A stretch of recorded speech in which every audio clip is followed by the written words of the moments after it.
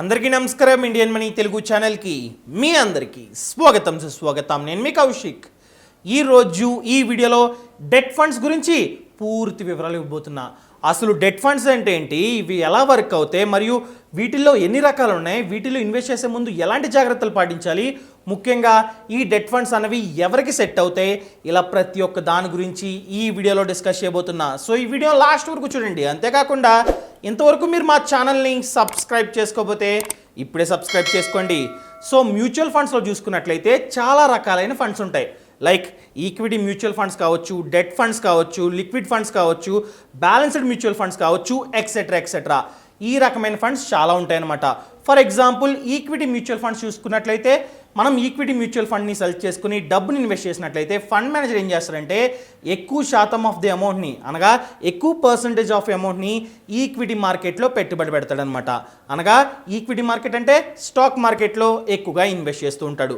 అదే మనం in case debt ఫండ్స్ని select చేసుకున్నట్లయితే ఫండ్ మేనేజర్ ఎక్కువ డబ్బుని ఎక్కడ పెట్టుబడి పెడతాడంటే ఎక్కడైతే ఫిక్స్డ్గా ఇంట్రెస్ట్ వస్తూ ఉందో అలాంటి సెక్యూరిటీస్లో ఎక్కువగా పెట్టుబడి పెడతాడనమాట.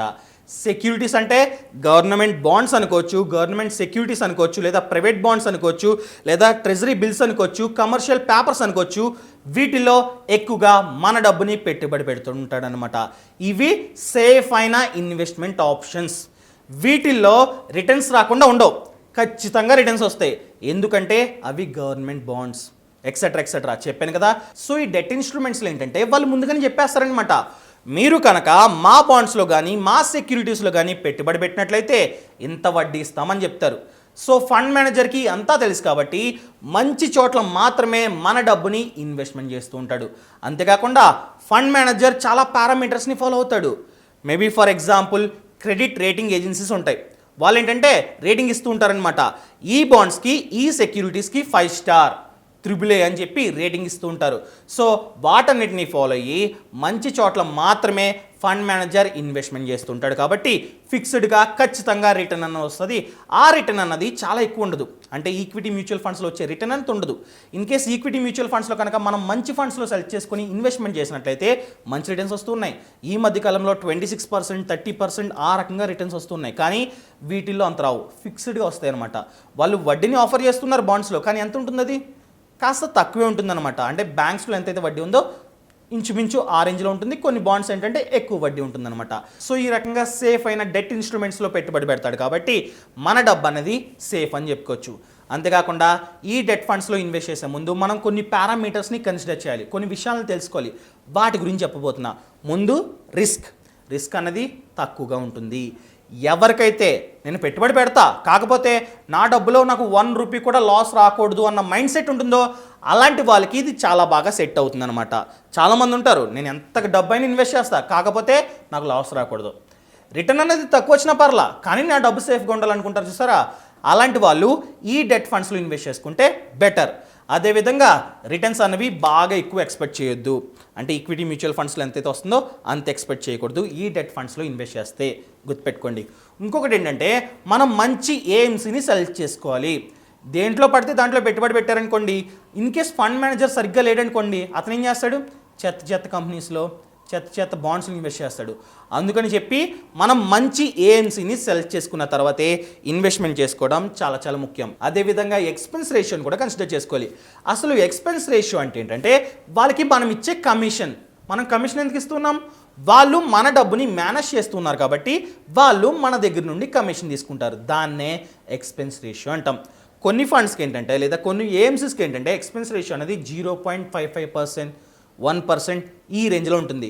కొన్ని ఏఎంసీస్లో ఏంటంటే ఎక్స్పెన్స్ రేషియో అనేది 2.4%, 2.5% ఆ రేంజ్లో ఉంటుంది. చెక్ చేసుకోండి. ఏ ఏఎంసీలో అయితే ఎక్స్పెన్స్ రేషియో అనేది 1%, 1.2% లేదా బిలో 1% ఈ రేంజ్లో ఉందో అలాంటి ఫండ్స్ని మాత్రమే సెలెక్ట్ చేసుకోండి. అది కూడా ఆ ఏఎంసీ అన్నది మంచిదై ఉండాలి. ఇన్ కేస్ మంచి ఏఎంసీ ఉండి ఈ ఎక్స్పెన్స్ రేషియో అనేది కాస్త ఎక్కువ ఉందనుకోండి, పర్లా. అదే అది చెత్త ఏఎంసీ ఉండి ఎక్స్పెన్స్ రేషియో అనేది కాస్త ఎక్కువ ఉంటే గమనించుకోవడం చాలా చాలా ముఖ్యం. అదేవిధంగా రేటింగ్, ప్రతి ఫండ్కి రేటింగ్ ఉంటుంది, 5 స్టార్, 4 స్టార్ అది కూడా కన్సిడర్ చేసుకోవాలి. అండ్ ట్యాక్స్ గురించి మాట్లాడుకున్నట్లయితే ఇందులో ఏంటంటే long term capital gains, short term capital gains అని రెండు ఉంటాయి. ఇన్ కేస్ మీరు డెట్ ఫండ్స్లో కనుక 3 సంవత్సరాల కన్నా తక్కువ కాలం పాటు ఇన్వెస్ట్ చేసినట్లయితే అలా ఇన్వెస్ట్ చేయగా మీకు ఎంతైతే రిటర్న్ వచ్చిందో దానిని ఏమంటారంటే షార్ట్ టర్మ్ క్యాపిటల్ గెయిన్స్ అంటాం. ఎందుకంటే మనం 3 ఇయర్స్ కన్నా తక్కువ కాలం పాటు ఇన్వెస్ట్ చేసాం. అలాంటప్పుడు ఏంటంటే మన యొక్క ఇన్కమ్ ట్యాక్స్ స్లాబ్స్ ప్రకారం మనం ట్యాక్స్ అనేది చెల్లించాల్సి వస్తుంది. అది కూడా మనకు ఎంతైతే రిటర్న్ వచ్చిందో దానిపైన. అదే మనం 3 సంవత్సరాల కన్నా ఎక్కువ కాలం పాటు పెట్టుబడి పెట్టినట్లయితే దానిని లాంగ్ టర్మ్ క్యాపిటల్ గెయిన్స్ అంటాం. సో దానిలో చూసుకున్నట్లయితే ఏంటంటే ఇండెక్సేషన్ అన్నది అప్లికబుల్ అవుతుంది. ఇండెక్సేషన్ తర్వాత 20% ఆఫ్ ద ట్యాక్స్ని మనం చెల్లించాల్సి ఉంటుంది. ఇది గమనించుకోవడం చాలా చాలా ముఖ్యం. అండ్ నెక్స్ట్ మీరు కన్సిడర్ చేసుకోవాల్సింది ఏంటంటే ఎస్ఐపి.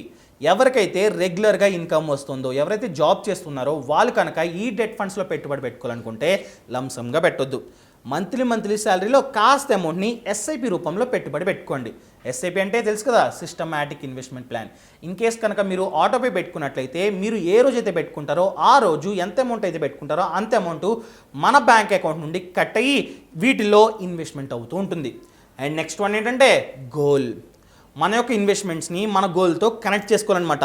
ఫర్ ఎగ్జాంపుల్ నేను 5 సంవత్సరాల్లో కారు కొంటా, కారు కోసం నేను మ్యూచువల్ ఫండ్స్లో ఇన్వెస్ట్ చేస్తున్నాను ఇంటెన్షన్ మీకు ఉండాలి. మన గోల్తో కనెక్ట్ చేసుకోవాలి. కనెక్ట్ చేసుకోకపోతే ఏమవుద్ది, మీరు మంచిగా ఒక 4 మంత్స్ 5 మంత్స్ మంచిగా ఇన్వెస్ట్ చేస్తారు. ఆ తర్వాత ఇన్వెస్ట్మెంట్ చేసే మూడు ఉండదు, ఏదో ఒక అవసరం వస్తుంది, డబ్బు అంతా తీసేస్తారు. సో మీరు గోల్తో కనెక్ట్ చేసుకున్నట్లయితే ఏంటంటే ఫిక్స్డ్గా ఇన్వెస్ట్మెంట్ చేస్తూ ఉంటారు.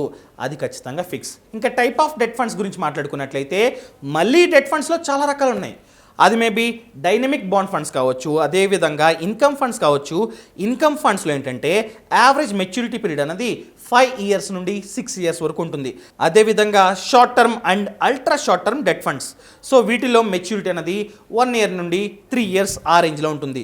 అదేవిధంగా లిక్విడ్ ఫండ్స్ కావచ్చు, గిల్ట్ ఫండ్ కావచ్చు, లేదా క్రెడిట్ ఆపర్చునిటీస్ ఫండ్ కావచ్చు, మిక్స్డ్ మెచ్యూరిటీ ప్లాన్స్ కావచ్చు, ఎక్సెట్రా.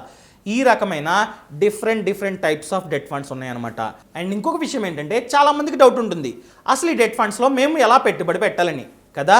ఈ మధ్య కాలంలో చాలామంది ఏం చేస్తున్నారంటే యాప్స్ ద్వారా పెట్టుబడి పెడుతూ ఉన్నారు. అది మేబీ పేటిఎం మనీ కావచ్చు, గ్రో కావచ్చు, ఎక్సెట్రా. మరికొంతమంది ఏం చేస్తున్నారంటే మంచి ఏఎంసీని, మంచి ఫండ్ని సెలెక్ట్ చేసుకుంటూ ఉన్నారు.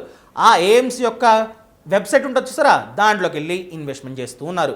ఈ రకంగా మనం ఇన్వెస్ట్మెంట్ చేసుకోవచ్చు. జస్ట్ మనం యాప్ని డౌన్లోడ్ చేసి వాటిలో కనుక డెట్ ఫండ్స్ అనే కేటగిరీని మీరు చూస్ చేసుకున్నట్లయితే ఫండ్స్ వస్తాయి. ఈ ఫండ్స్లో ఏ ఫండ్స్ అయితే మంచిగా ఉన్నాయో వాటిలో మాత్రమే పెట్టుబడి పెట్టండి. మ్యూచువల్ ఫండ్స్లో మంచి ఫండ్స్ని ఎలా సెలెక్ట్ చేసుకోవాలో నేను ఆల్రెడీ ఒక వీడియో చేశాను. ఆ వీడియో లింక్ అన్నది కింద డిస్క్రిప్షన్లో ఇస్తే తప్పకుండా చూడండి. ఈ రకంగా మంచి ఫండ్స్ని చూస్ చేసుకున్న తర్వాతే ఇన్వెస్ట్మెంట్ చేయడం చాలా చాలా ముఖ్యం. అది కూడా ఎస్ఐపి పెట్టుకున్నట్లయితే చాలా బెనిఫిట్గా ఉంటుందన్నమాట. మంచి ఫండ్స్లో మాత్రమే పెట్టుబడి పెట్టండి, నేను చెప్పేది అదొకటే. సో ఈ రకంగా మ్యూచువల్ ఫండ్స్ గురించి కానీ స్టాక్ మార్కెట్ గురించి కానీ మీకు ఏమైనా డౌట్స్ ఉన్నట్లయితే కింద డిస్క్రిప్షన్లో ఒక లింక్ ఉంది. ఆ లింక్ని క్లిక్ చేసినట్లయితే ఫినాన్షియల్ ఫ్రీడమ్ యాప్ డౌన్లోడ్ అవుతుంది. ఈ యాప్లో 50 కన్నా ఎక్కువ కోర్సులు ఉన్నాయి. దానిలో భాగంగా మ్యూచువల్ ఫండ్స్ గురించి, స్టాక్ మార్కెట్ గురించి, ప్రతి ఒక్క దాని గురించి కోర్సులు ఉన్నాయి. ఇంకెందుకు ఆలస్యం, ఇప్పుడు యాప్ని డౌన్లోడ్ చేసుకోండి. ఇలాంటి మంచి వీడియోలతో రేపు మీ ముందుకు వస్తాను. అంతవరకు సెలవు. ఇట్లో మీ Kaushik. Thank you so much. Thanks for watching.